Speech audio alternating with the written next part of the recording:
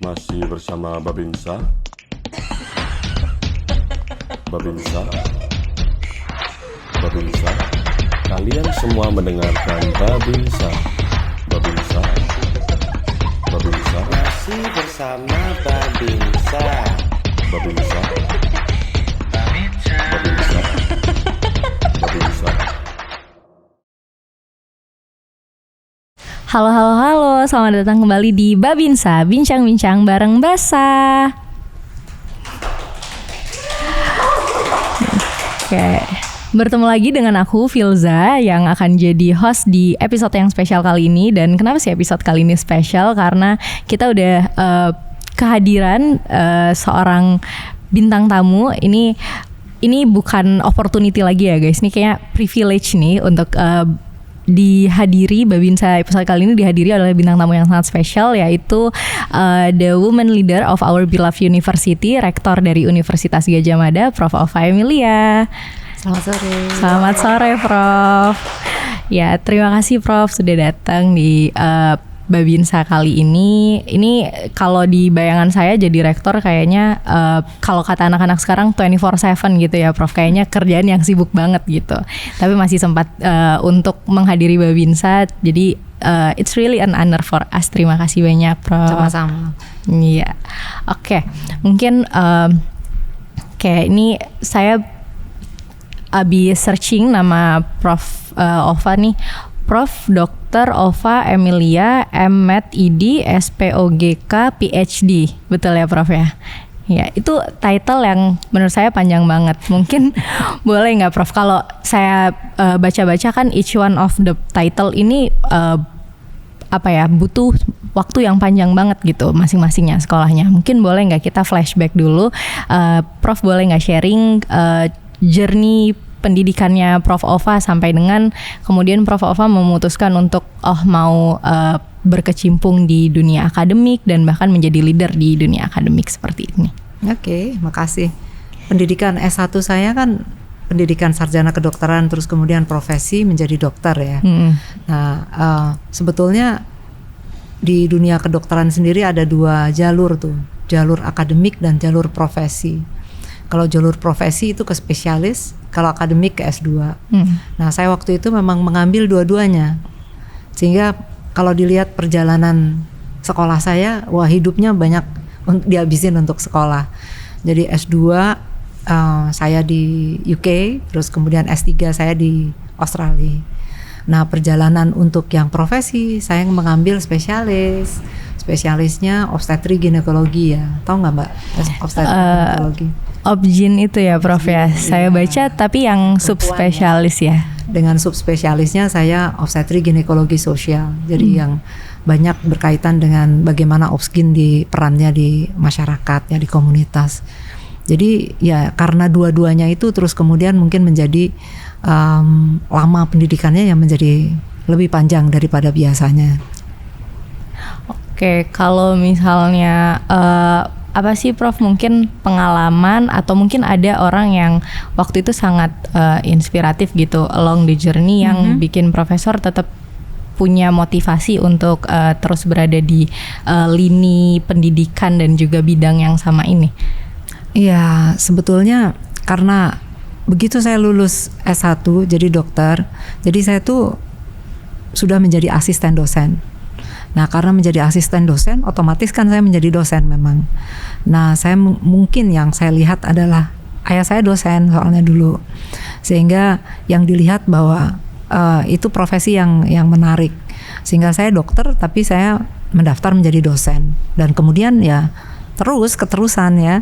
Jadi S2 saya, S3 saya itu bidangnya adalah bidang yang waktu itu masih sangat jarang digeluti orang, yaitu tentang medical education, atau kalau yang untuk S3-nya adalah clinical education, dimana waktu itu memang belum banyak, bisa dihitung dengan jari 5 ya, mungkin yang saya kenal cuma 1 orang yang pernah belajar tentang itu, sehingga itu yang saya tekuni.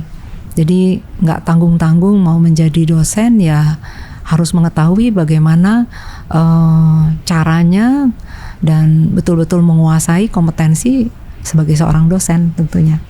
Jadi saat itu profesi yang lebih ditekuni malah jadi ke dosennya ya Prof setelah dari ambil profesi dokter ini. Iya, jadi dari S2 terus kemudian saya setelah S2 saya spesialis. Jadi saya siksak gitu ya.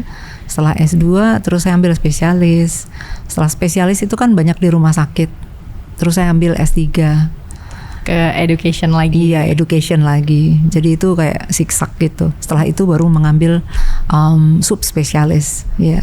Oke, seperti itu. Tadi kalau motivasinya karena salah satunya juga dari background keluarganya ayahnya di dosen juga ya Prof. Iya, iya. Kalau challenge-nya nih Prof, apa sih challenge-nya dengan apalagi di bidang yang tadi 2 bidang sekaligus gitu. Apa aja challenge yang mungkin Prof pernah hadapin yang bisa waktu itu mungkin bikin Prof berpikir atau salah satunya aja ya, atau berhenti aja ya, atau justru harus dua-duanya nih justru. Iya, ya itu memang gimana ya, kalau challenge-nya di dalam seorang klinisi, dokter yang klinisi dan dia menjadi dosen, dia memang harus mau nggak mau harus menempuh dua-duanya. Ya pilihan yang memang sulit, merepotkan gitu ya. Tetapi kan sudah di rintis dari awal dan itu memang pilihan yang diambil.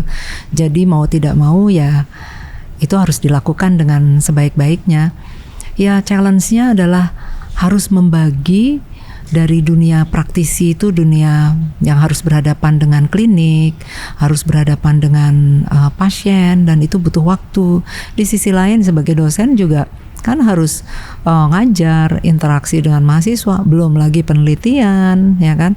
Ya itu semua ya asal dijalani dengan baik dan gembira lah ya, bahagia, dan itu saya kira baik-baik aja sih. Challenge-nya memang dedikasi untuk karir itu begitu besar gitu ya untuk itu. Ya apalagi berkarir di 2 bidang sekaligus ya Prof ya. Kayak gitu. Kalau tadi kan challenge sampai dengan Prof sampai di titik ini. Kalau challenge yang saat ini common banget Prof Ova temuin apa sih Prof sebagai seorang pemimpin perempuan gitu? Saya yakin lebih banyak challenge-nya ya Prof. Apa tuh? Kalau boleh di-sharing. Sebetulnya mungkin saya nggak melihatnya saya pada saat ini saja. Jadi saya bisa sampai saat ini karena perjalanan yang panjang. Jadi saya menjadi dosen muda, mungkin Mbak siapa tadi? Filza. Mbak Filza juga belum lahir kan gitu kan. Jadi artinya itu udah perjalanan yang sangat panjang. Jadi sampai kemudian saya menjadi leader misalnya gitu, itu kan juga dimulai dari leader di scope yang lebih kecil. Jadi dimulai dari waktu itu kita melakukan inovasi pembelajaran di Fakultas Kedokteran ya, dan menekuni itu sampai betul-betul tahu dengan persis dan menjadi narasumber nasional, internasional. Itu kan sesuatu yang memang ditekuni dan diikuti terus, dan bukan karena cita-cita murni bahwa saya mau menjadi leader, tapi just do it dengan put your best effort, ya kan. Jadi artinya dengan seperti itu otomatis kita itu sedang menyiapkan diri kita untuk menjadi orang terdepan di dalam bidang tersebut gitu loh. Nah, kemudian saya menjadi asisten wakil dekan. Perjalanan saya panjang.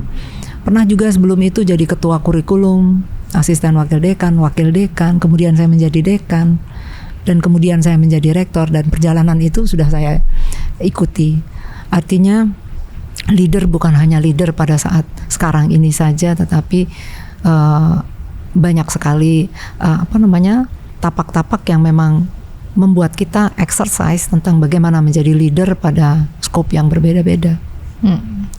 Oke, jadi memang mungkin challenge yang dihadapin itu pun juga sudah cenderung lebih familiar mungkin ya Prof ya. Ya mungkin juga yang lain yang menarik mungkin karena leader itu juga ya perempuan khususnya ya, menjadi perempuan itu juga sesuatu yang challenge juga gitu loh. Jadi Tapi dengan adanya suatu jejak, tapak jejak dan prestasi apa yang sudah kita lakukan, orang akhirnya akan mengakui itu gitu ya. Jadi menerima itu. Jadi memang ada perjuangan khusus kalau misalnya perempuan ingin tampil menjadi leader. Tetapi apabila perempuan itu mempunyai prestasi dan dia diterima, dia juga akan mempunyai privilege. Saya lihat bahwa dia akan lebih hormati, diberi kesempatan, opportunity, itu pasti. Ya, jadi hal seperti itu yang kadang-kadang mungkin kayak sekarang saya sudah di universitas. Pada saat universitas di luar yang ingin bekerja sama dengan UGM, salah satunya juga ada yang meminta untuk join di networknya karena dia ingin gender balance. Supaya leader-leader yang ada di dalam network itu juga ada perempuannya, dan itu juga sesuatu hal yang privilege. Karena kalau di sini bukan perempuan, mungkin dia tidak mengambil itu sebagai priority gitu ya. Iya, bagus banget Bu. Kalau misalnya mungkin strategi atau mindset apa sih yang Prof Ova pegang, atau mungkin support system yang membantu Prof Ova selama ini kalau buat saat menemui challenge tersebut gitu, ada support system siapa saja, kemudian mungkin strategi atau mindset Prof Ova dalam menghadapi itu gitu gimana? Ya, sebetulnya kalau tadi saya bilang bahwa yang jelas di dalam kita berkarya itu kan kita nggak sendiri. Nah, keuntungan menjadi salah satunya menjadi perempuan itu adalah harusnya dia memang biasanya lebih fleksibel, dia juga lebih terbuka untuk membuat jejaring, network, dan itu adalah modal dukungan yang sangat besar. Kalau kita bisa memanfaatkan hal tersebut, jadi artinya kita tidak merasa menjadi orang yang paling penting sendiri, menang sendiri, tetapi mempergunakan support system itu, pendukung-pendukung itu, dan itu akan menjadi kekuatan sendiri pada saat kita menghadapi berbagai tantangan di lapangan. Ya, yang lain adalah juga dukungan keluarga pasti, ya dukungan keluarga pasti, dan itu juga merupakan challenge bagi seorang perempuan ya, dan itu perlu kayak semacam komitmen sih sejak awal, dan nggak bisa juga serta merta ujuk-ujuk gitu loh, maksud saya serta merta, tapi memang dibangun dari awal. Jadi artinya mungkin kalau misalnya saya menjadi pimpinan UGM pada saat anak-anak saya masih kecil, tentunya sangat beda sekali dengan pada saat sekarang, di mana anak-anak saya sekarang sudah dewasa, dia sudah mandiri kan, seperti itu. Jadi artinya itu tergantung juga, dan komitmen keluarga juga menjadi penting untuk sebagai pendukung pada saat ada challenge-challenge ke depan. Iya, memang keluarga punya peran yang besar ya Prof. Sangat. Tadi juga sebelum itu pun yang memotivasi untuk berada di bidang ini juga dari ayahnya Profesor Ova juga ya. Oke, tadi ngomongin tentang kepemimpinan nih Prof. Masih tentang kepemimpinan. Dari menurut Prof Ova sendiri, style kepemimpinannya Prof Ova tuh seperti apa sih? Style, saya nggak ada style khusus ya. Jadi semua tergantung konteks ya. Artinya konteks yang dihadapi pada masalah tersebut. Di dalam kalau saya belajar tentang situational leadership style ya, itu kalau di dalam sebagai dosen, sebagai instruktur di lapangan, itu kita diajarin gitu ya dalam ilmu pendidikan. Jadi kita nggak bisa menjalankan style selalu direktif pada saat orang-orang yang kita hadapi adalah orang-orang yang sudah mandiri. Kita juga nggak mungkin style kita delegatif terus, karena mungkin pada orang-orang yang masih butuh bimbingan, kita juga harus switch ke direktif. Jadi menjadi style yang direktif atau delegatif, atau mungkin yang sifatnya seperti coaching atau supportive, itu sangat situasional, sangat kontekstual. Selain itu, selain aspek dari orang yang dihadapi atau situasi yang dihadapi, juga missionnya. Jadi mission di sini dalam arti kalau misalnya saya mau membuat suatu perubahan, misalnya pada saat saya mau mengenalkan Health Promoting University di tahun 2019, saya waktu itu masih jadi dekan. Nah waktu itu kan orang belum kenal dengan itu. Nah hal seperti itu, maka dalam mission saya adalah saya bergaya harus transformatif. Saya mempunyai mission tertentu, value tertentu yang saya perjuangkan, dan yang saya perjuangkan adalah bagaimana caranya supaya bisa mengubah dan mentransformasi. Nah, dengan seperti itu saya menggunakan pendekatan seperti itu. Tapi tentunya pada saat semua sudah menerima, semua orang kemudian mau berubah dan mau berpartisipasi. Nah, tentunya saya harus mengubah lagi dong gaya saya, bukan selalu dalam bentuk yang transformatif ya, tapi juga mungkin lebih ke partisipatif ya. Jadi artinya ini semua tergantung dari mission dan konteks, juga tergantung dari orang yang kita hadapin sih. Jadi terus adaptif dan harus selalu peka ya. Dan kalau saya bilang betul begitu. Jadi kita harus mampu sensitif gitu ya. Jadi kita harus bisa mensensing. Kalau dokter itu selalu, kita itu yang paling penting mendiagnosis, itu selalu ada dalam otak saya ya. Jadi artinya diagnose, dan itu adalah yang paling penting. Jadi kita harus sensitif dengan apa situasinya, dan dengan begitu kita bisa mengambil suatu treatment atau manajemen yang benar lah, atau yang sesuai gitu ya. Kalau mungkin value yang Prof. Ova selalu pegang nih dalam ngelit tim yang seperti apapun atau menghadapi challenge seperti apapun, apa value yang selalu Prof. Ova pegang? Dalam suatu change atau apapun, kita harus punya kesepakatan ya, komitmen. Jadi komitmen untuk memperjuangkan kebersamaan dan sesuatu yang terbaik untuk organisasi. Nah, dalam hal itu maka komitmen menjadi hal yang sangat penting sekali, dan persepsi terhadap komitmen itu harus sama, dari mulai yang di atas atau yang level mungkin di pimpinan sampai di level di bawah. Dan tentunya juga yang harus dibangun juga trust ya, trust bahwa perubahan ini atau inovasi ini itu memang untuk sebuah kebaikan.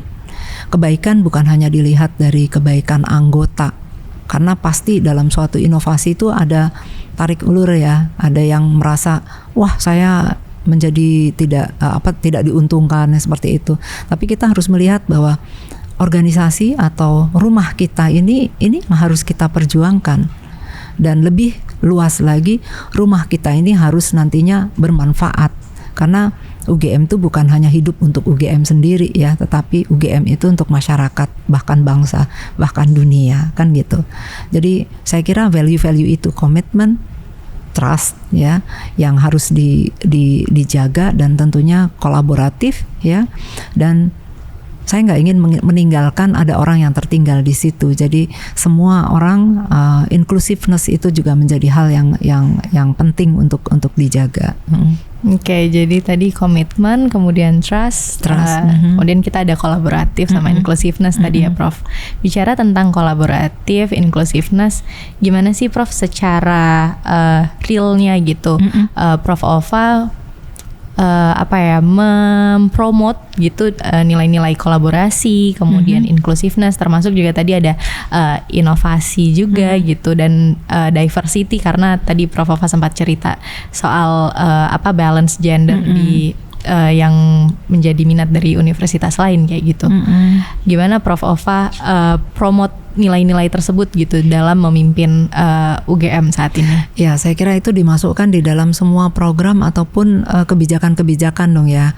Sebagai contoh misalnya kalau kita bicara tentang inclusivity ya, inclusivity itu sangat luas ya.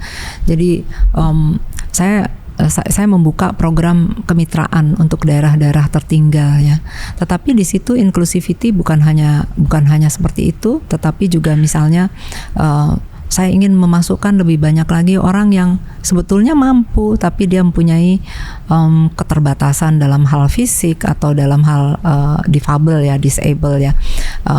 itu juga termasuk hal inclusivity dan itu masuk di dalam kebijakan kita. Jadi dengan membuat unit layanan untuk difabel, kita membuat untuk kemitraan itu di apa namanya DT3 ya. Terus kemudian juga kita membuat misalnya untuk orang-orang yang misalnya nggak mampu, ini skema-skema beasiswa dan ini kita terus perbaiki terus.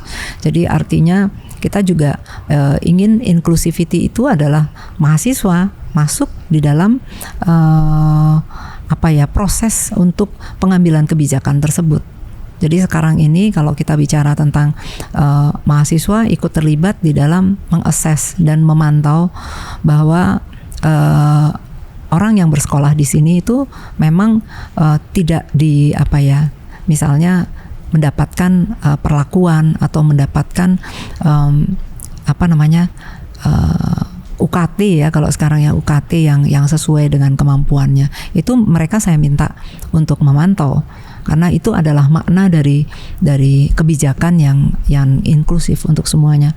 Dengan inklusif sebetulnya lebih nyaman, artinya kita tidak membeda-bedakan orang dan ini membuat networking kita juga menjadi lebih luas. Gitu. Oke, jadi wujud inovasinya justru dibawa dari nilai-nilai yang tadi mau dikembangkan ke dalam program, program ataupun kebijakan-kebijakan ya. Oke, tadi kita ngomongin historical, kemudian ngomongin yang saat ini Prof. Ova dan juga UGM lakukan. Mungkin kita bisa cerita tentang future nih, Prof. Kayak Prof. Ova kan sudah dari pada saat berkuliah ayahnya adalah seorang dosen juga. Jadi kalau menurut saya pasti Prof. Ova udah mengobservasi gitu dunia pendidikan sudah lebih lama gitu.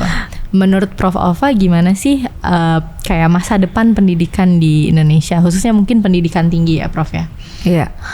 Iya, saya kira pendidikan tinggi masih tetap diperlukan. Ya, karena pendidikan itu bukan hanya bicara tentang kompeten, tetapi juga pembentukan karakter. Sehingga pada saat orang ya, ini kita pelajari nih pada saat kemarin masa pandemi, orang nggak datang sama sekali ke UGM. Ada kan yang lulus kan, dia mahasiswa master, dia nggak pernah datang ke sini, kuliahnya semuanya pakai online, karakternya nggak dapet. Jadi mungkin konten dari kompetensinya dapat ya, tetapi karakternya nggak dapat karena karakter itu disensing oleh panca indera kita. Dari kita bicara, kita ketemu gelombang perasaannya, ketemu dari suasana, dari mungkin bau dari lingkungan yang ada di setempatnya, dan itu membentuk suatu karakter, dan itu fungsi dari pendidikan tinggi. Selain itu, selain menghasilkan SDM, pendidikan tinggi itu adalah tempat ilmu itu lahir. Jadi ilmu-ilmu akan dilahirkan, inovasi dari riset-riset itu adalah dari perguruan tinggi. Dan itu saya kira tugas dari perguruan tinggi. Jadi tidak hanya sebatas menghasilkan SDM, tetapi lebih dari itu. Oke, jadi memang membentuk karakteristik juga ya, Prof ya, dan sangat akan berpengaruh jadinya kepada masyarakat karena nanti setelah lulus otomatis mereka akan kembali ke masyarakat juga. Kalau bersamaan dengan ini kan semua serba cepat nih, Prof. Bergerak semakin cepat, termasuk juga dunia pendidikan. Sekarang ada banyak sekali program-program yang internship untuk mahasiswa, kemudian program yang bahkan mungkin job position yang bisa diambil oleh mahasiswa. Dan saya lihat trennya sepertinya mahasiswa sekarang juga jadi lebih kompetitif, lebih ambisius gitu untuk ke sana. Bagaimana Prof. Ova ngelihat itu? Apakah itu terlalu cepat? Apakah itu bagus atau bagaimana? Kalau saya melihat bahwa itu sebetulnya dibukakan sebuah kesempatan baru ya untuk belajar. Karena belajar di kampus saja tuh nggak cukup. Saya sangat sepakat dengan adanya MBKM. Jadi dengan adanya membuka kesempatan mahasiswa belajar dari luar kampus. karena kita bisa belajar banyak hal yang tidak diajarkan di kampus ini, dan itu memperkaya mahasiswa. Jadi dalam sistem pendidikan kita mungkin kadang-kadang kita terlalu strict, terlalu terkotak-kotak ya. Tetapi dengan memberi peluang seperti itu, mahasiswa malah justru memberi kesempatan mereka untuk bisa menggali potensi-potensi yang ada di mereka. Kalau dikatakan bahwa itu terlalu cepat atau enggak, saya kira tidak masalah. Sangat beda sekali saya lihat ya, anak-anak yang pernah misalnya homestay pada saat dia berusia SMP ya, akhir SMP, dengan yang belum pernah, sangat beda sekali. Ada sesuatu yang dia tangkap dan itu forever in their life. Artinya itu dipakai untuk their future life, dan itu nggak bisa dijelaskan. Untuk apa sih ngabisin waktu ke sana cuman kayak gitu. Nah, ini yang kadang-kadang memang menjadi tantangan dari dunia kampus untuk melihat ini secara terbuka. Saya sebagai orang yang menekuni bidang pendidikan, saya sangat percaya bahwa itu adalah banyak sekali skill-skill yang tidak diajarkan di kampus, yang justru dia peroleh di situ, dan itu sangat positif. Ya, saya juga setuju sih Prof. Ini jadinya mahasiswa-mahasiswa khususnya yang S1 ya, jadi sebelum mereka bekerja mereka udah lebih siap gitu, karena udah kenal dengan dunia profesional. Seperti itu ya Prof ya. Kemarin ini nih Prof Ova sempat repost juga, kami sudah upload di sosial medianya MBASA question box gitu. Jadi ada beberapa teman-teman yang mau nanya-nanya ini sama Prof Ova. Sebenarnya ada cukup banyak pertanyaan, cuma kita pilih gitu.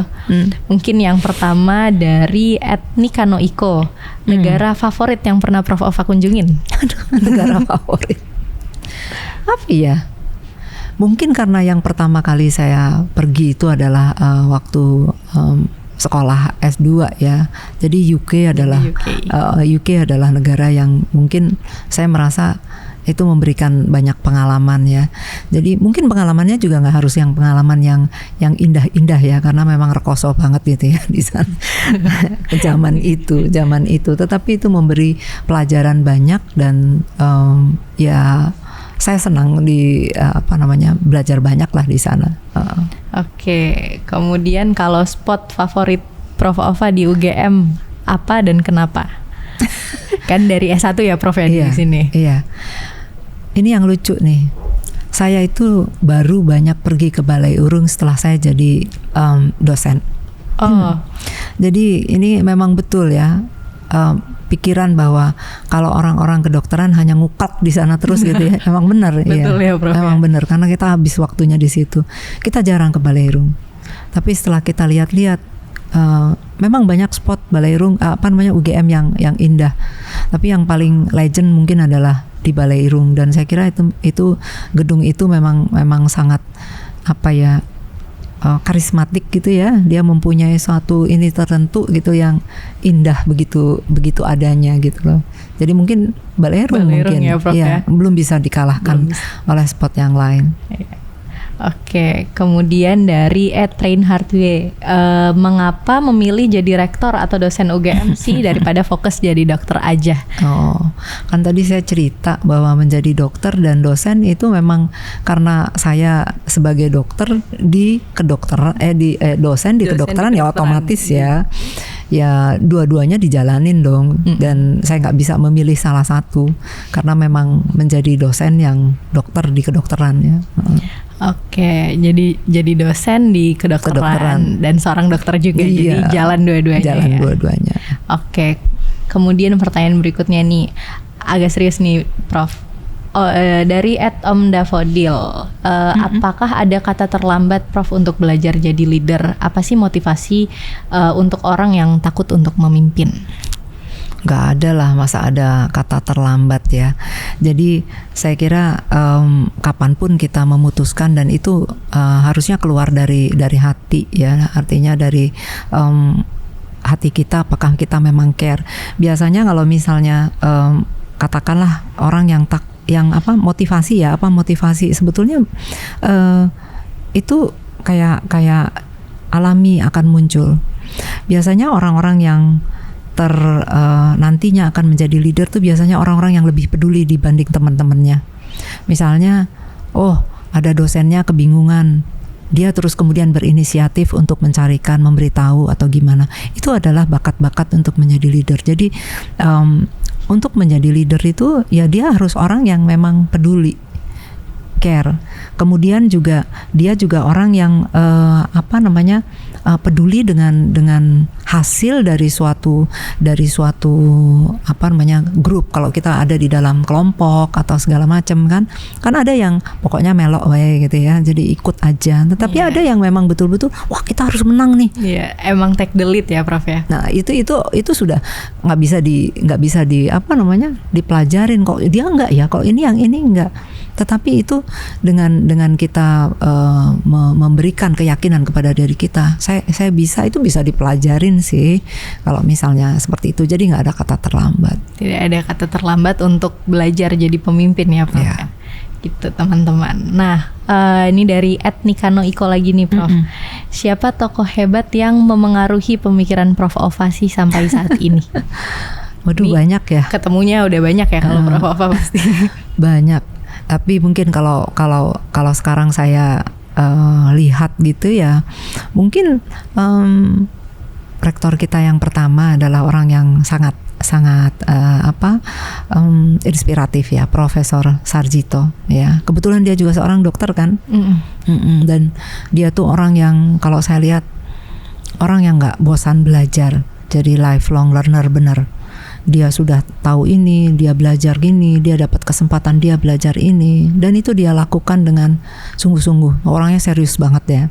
Dan saya kira dia juga banyak melakukan riset, inovasi, dan menghasilkan hal-hal baru yang itu saya kira luar biasa pada masanya. Dan satu lagi, punya jiwa pejuang yang dia memperjuangkan bukan hanya pada institusi atau dirinya sendiri, tetapi dia berpikir tentang rakyat, bahkan bangsa. Dan itu saya kira luar biasa banget gitu ya. Jadi pada saat zaman di mana dia harus menyelamatkan vaksin, bagaimana dia harus memindahkan dari Bandung ke sini, ya nggak seperti sekarang ada kereta gitu kan ya. Tapi zaman dulu masih seperti itu. Dia mempunyai dedikasi dan kegigihan yang luar biasa, yang saya kira itu suatu hal yang sangat inspiratif. Kemudian jangan lupa dia itu juga pendiri banyak perguruan tinggi di Indonesia. Artinya dia sangat concern dengan memandaikan, memintarkan bangsa. Bukan hanya dia berpikir hanya tentang UGM, tapi perguruan tinggi lain di luar UGM. Dia termasuk pendiri yang luar biasa. Jadinya berpikir untuk bangsa itu. Iya, kalau tadi Prof sempat cerita ya organisasi ini harus diperjuangkan. Mungkin kalau bagi beliau ya memang pendidikan Indonesia harus diperjuangkan. Betul. Gitu ya Prof ya. Oke. Kemudian pertanyaan berikutnya dari @ramadanti_tr. How do you inspire and empower the female student around you to reach their full potential? Jadi spesifik ke student nih Prof. Student ya sebagai student tentunya kalau saya sih bermulanya ini perempuan ya, khusus mengempower perempuan ya.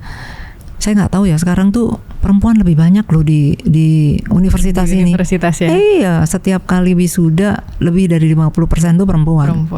Jadi apa masih perlu empower ya? Sudah powerful ya? Jadi ya alhamdulillah itu sangat berbeda sekali profilnya pada waktu saya sekolah dulu gitu loh. Jadi sekarang memang sudah luar biasa banget. Supaya mereka dapat memang memberikan daya ungkit yang tinggi nanti setelah dia lulus, tentunya dia harus belajar dan mempelajari yang terbaik.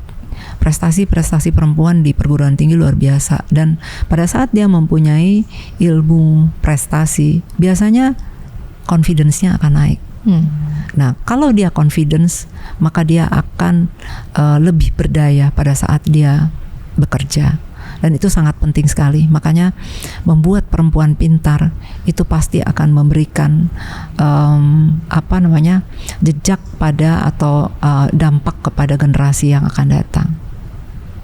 Iya, karena juga banyak industri yang sampai saat ini kan masih male dominated kali ya Prof. Jadi tadi saya setuju Prof bilang itu bisa menumbuhkan confidence di perempuan, kemudian nanti pada saat bekerja dan seterusnya bisa memberikan dampak yang lebih long lasting.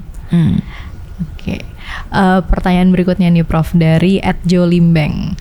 How to differentiate empowering woman and glorifying woman empowerment? Oh, itu pertanyaannya itu sebetulnya itu dua hal yang agak sedikit kontradiktori ya. Kalau misalnya empowering itu kan mulai orang yang belum empowered dibuat empowered. Ya kalau seperti itu kan kita mencoba untuk membuat perempuan pandai, literate sehingga dia berdaya ya. Tapi glorifying mungkin berlebihan. Jadi kalau menurut saya ya mesti balance.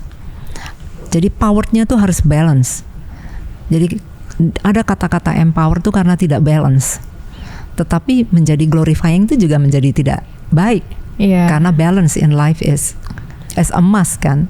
Jadi artinya ya menurut saya ya kalau misalnya dia terlalu tinggi, terlalu di ini ya harus disesuaikan. Karena berlebihan itu menjadi tidak proporsional, tidak baik. Jadi akan menimbulkan kericuhan dan keributan baru juga nanti. Jadi saya kira paling bijak, paling baik itu adalah ya tetap power tapi juga balance. Oke, jadi fungsi ini ya kontrol ya Prof ya, harus selalu hati-hati dan ya karena manusia itu bukan hanya female. Ada female and male. Ada male. Dan kalau kita bicara balance ya balance antara keduanya, ya kan. Jadi tidak bisa hanya melihat dari salah satu. Iya, ketika kita giving too much power juga jadinya imbalance lagi. Ya begitu ada terlalu besar dominasi itu pasti akan ada corruption of power. Pasti itu.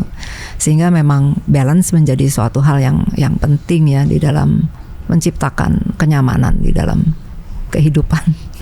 Oke, berarti kuncinya balance. Kemudian dari @Vivian Aileen, gimana sih Bu Ova mengatasi mungkin berbagai stereotip negatif nih tentang perempuan yang memimpin? Iya, tadi kelihatannya ada tadi saya singgung dikit ya. Memang perempuan kan sering dianggap sebelah mata ya, apalagi ini perempuan emangnya bisa apa gitu ya, atau belum lagi ini paling titipannya siapa gitu ya. Jadi artinya di sini sebetulnya challenge-nya adalah kalau menurut saya perempuan harus berusaha lebih untuk menunjukkan bukti, dan bukti itu terukur dan kita menyampaikan bukti-bukti itu, dan saya kira itu yang kita lakukan gitu loh. Jadi pendekatannya lebih ke pendekatan objektif, mungkin karena akademisi ya alamiah berbasis evidence ya. Jadi evidence-nya apa? Monggo ini seperti ini, sehingga orang diajak untuk berpikir tidak menggunakan perasaan like dislike, tetapi menggunakan fakta gitu. Oke, nah ini pertanyaan terakhir. Ini serupa nih Prof, pertanyaan dari 4 orang nih. Dari @Stephanie Audrey, @Fatia12fm, @NotBrandZara, dan @Nito Aditya. Menurut Prof Ova, apakah jadi seorang ibu tuh ada batasan ya dalam berkarya? Gimana sih manage semua urusan family, akademik, dan juga profesional nih supaya tadi balance tadi? Iya, itu memang tidak akan ada yang sempurna sih ya. Pada saat kita memilih untuk menjadi apapun itu pasti ada yang suffer. Tapi kembali kita harus mempunyai suatu komitmen, perjanjian atau kontrak atau apapun yang kita sepakati bersama-sama. Dan memang effortnya lebih besar. Terus terang menjadi perempuan yang berkarir itu jauh lebih besar effortnya daripada laki-laki. Karena dia harus berpikir bukan hanya tentang pekerjaannya, tetapi tentang bagaimanapun seorang ibu misalnya bicara tentang anaknya, dia masih tetap mikir anaknya. Apa mau makan apa, mau apa, bagaimana di rumah, mungkin belajarnya dan segala macam. Pasti itu tetap difikirkan ya. Jadi artinya di sini tadi saya bilang tentang kontrak, komitmen, bahwa nggak bisa menjadi orang yang sempurna lah ya, tetapi pada saat kita mempunyai waktu atau kesempatan itu kita pakai dengan baik. Dan saya kira menggunakan waktu atau quality time itu menjadi penting buat kita. Dan selalu sekarang sih lebih mudah karena kita punya HP udah bisa di WA group misalnya di keluarga, sehingga kita bisa saling tahu lagi ngapain.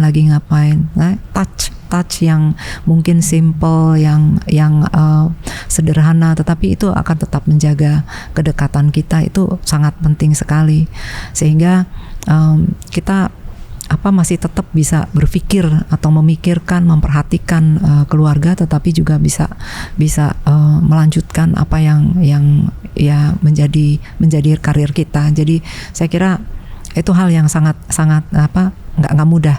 Ada satu contoh, misalnya saya sebagai dokter obsgin, anak saya yang pertama sudah lulus. Waktu saya tanya, kamu mau jadi dokter obsgin? Ternyata enggak. Katanya berarti dia mempunyai trauma. Dalam pikiran saya, trauma karena sebagai dokter obsgin tuh nggak banyak waktu untuk anaknya. Dan sering pada saat kita makan bareng gitu, tiba-tiba ada panggilan ke rumah sakit, ya saya harus pergi. Jadi hal seperti itu ternyata juga memberikan ya trauma kan kepada anak, dan saya kira itu hal-hal yang nggak bisa dihindari. Oke, jadi akhirnya dia memilih profesi yang lain, artinya dokter tapi bukan dokter obsgin. Jadi hal-hal seperti itu secara nggak pernah saya sengaja atau gimana, tapi setelah saya lihat, oh berarti memang ada sesuatu yang tidak disukai dari yang kemarin saya lakukan. Seperti itu. Tapi segala sesuatunya pasti jadi harus ada yang diperjuangkan dari masing-masing itu ya, Prof. Betul, benar. Betul. Dan mungkin terakhir nih Prof, boleh minta advice atau dari Prof Ova, seorang pemimpin perempuan nih, kepada perempuan-perempuan di luar sana, calon-calon pemimpin perempuan atau perempuan yang sudah menjadi pemimpin gitu. Ada saran apa sih Prof untuk menjadi perempuan tangguh gitu kayak Prof Ova? Sebetulnya perempuan tangguh itu artinya perempuan yang tidak mudah menyerah kan ya. Jadi artinya dia mau berjuang keras untuk sukses. Ada beberapa hal. Yang pertama memang harus bekerja keras. Dan bekerja keras itu bukan hanya mengandalkan pada keberuntungan. Jadi artinya ya memang harus kerja keras. Tidak ada cheatnya ya? Nggak ada cheatnya. Jadi kita harus kita mau ke sana ya itu yang harus kita lakukan. Yang kedua juga harus ada kesabaran. Jadi kita walaupun kita melakukan hal yang begitu misalnya sangat tekun dan segala macam, passion ini berkaitan juga dengan kepasrahan kita pada Tuhan. Itu harus. Kemudian yang ketiga itu adalah kadang kita juga perlu mengorbankan dalam arti kalau saya ingin belajar lebih, berarti saya jalan-jalannya lebih sedikit dong gitu ya. Jadi ada sacrificing, itu ada. Tetapi as long as kita memang mau memperjuangkan sesuatu yang jelas dan itu worthwhile untuk kehidupan kita nantinya, why not? Jadi itu pasti harus selalu dipertimbangkan. Nggak, wah aku pengen kaya tapi nggak mau kerja gitu ya kan susah, itu ada sacrificing. Yang keempat adalah dia harus konsistensi. Jadi enggak gonta-ganti gitu ya. Jadi konsisten, karena konsistensi itu membuat orang yang melakukan hal yang terus-menerus, dia akhirnya akan mendapatkan suatu yang hasil yang bagus. Katanya sih konsistensi itu akan mentransfer average to excellence. Jadi sesuatu yang biasa-biasa aja menjadi excellence karena kita terus-menerus melakukannya. Dan yang lain itu adalah jangan lupa disiplin. Jadi bukan hanya motif aja, tapi disiplin. Kalau misalnya saya memang dalam sehari itu saya harus melakukan X di jam ini, lakukan itu. Jangan terus kemudian, wah aku cheating deh yang sekarang, aku mau ketemu ini. Wah itu sekali ini akan muncul terus dan kita akan lupa terus ya. Dan yang terakhir itu tadi yang saya sebutin juga yang saya bilang self confidence. Ya, self confidence itu dare to be different juga. Jadi artinya pada saat kita mungkin tidak disukai karena ide kita, walaupun ide kita itu baik, ya itu adalah ujian bagi self confidence kita. Kalau misalnya itu betul dan itu baik, dapat dipertanggungjawabkan, why not? Just go on, carry on. Jadi itu mungkin ya yang perlu diperjuangkan oleh perempuan-perempuan. Oke, jadi kerja keras, ready to sacrifice, passion, terus disiplin sama konsistensi ya. Konsisten dan self confidence. Of course. Oke, terima kasih banyak Prof atas ngobrol-ngobrolnya hari ini. Dapat banyak sekali insight tentang bagaimana terus melanjutkan menjadi seorang perempuan yang terus lebih baik nih Prof, insya Allah setelah ini. Insya Allah pasti. Bagaimana jadi pemimpin perempuan juga dan kepemimpinan itself secara general. Terima kasih banyak sekali lagi Prof atas waktunya. Mudah-mudahan kapan-kapan bisa ketemu lagi dan ngobrol-ngobrol lagi. Kesempatannya. Iya, dan terima kasih juga untuk teman-teman semua yang udah menonton sampai di akhir video ini. Jangan lupa di like, di komen, dan juga di share videonya sebanyak-banyaknya. Dan we'll see you on the next episode of Babinsa. Dadah.